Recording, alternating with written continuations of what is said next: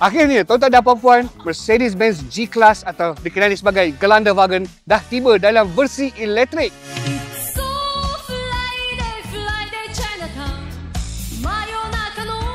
Selamat kembali ke Carikelas.com, tuan-tuan dan puan-puan. Dan hari ini, Mercedes-Benz Malaysia telah luaskan model EV mereka dengan tambahan baru iaitu EV SUV Mac Daddy pada pandangan saya. Inilah dia, tuan-tuan dan puan-puan, G-Class Electric.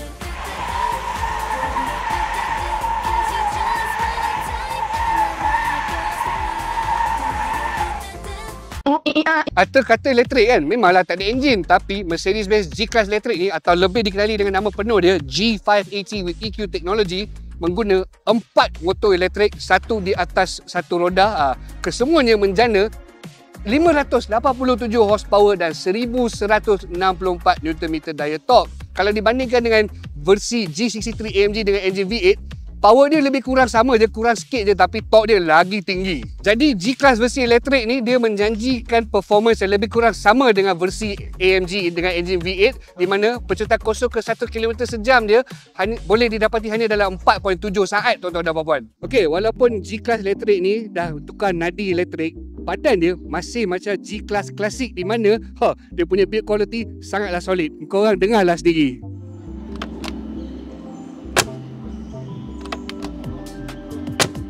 Oh, lain macam German Engineering ni.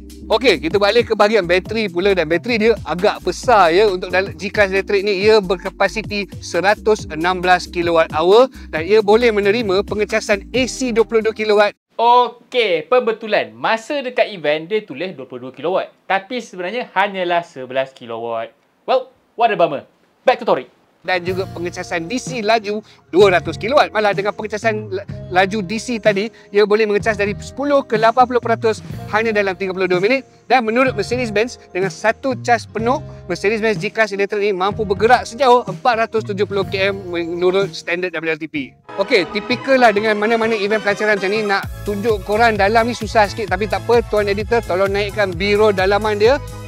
So, tak heran lah, dalaman kabin G-Class elektrik ni lebih kurang sama je dengan apa anda lihat dalam G-Class versi enjin petrol. Cuma ada perbezaan sedikit je, di mana versi elektrik ni dia mempunyai kemasan warna biru, iaitu satu signature untuk mana-mana kenderaan elektrik daripada Mercedes-Benz. Selain daripada tu, untuk pasaran kami, G-Class elektrik ni akan tiba dalam dua pilihan variant, iaitu variant standard dan juga variant edition 1. Variant edition 1 tu yang ada kat belakang saya ni, dia mempunyai beberapa penambahan aksesori yang menarik. Okey, sekarang kita pindah ke soalan penting. Harga. Sangatlah menarik untuk G-Class elektrik ni, sebab versi standard dia bermula daripada RM958,888, manakala variant edition 1 dengan penambahan lebih dia tu, harga dia bermula daripada RM998,888. Harga ni lebih kurang setengah daripada harga versi enjin V8 AMG.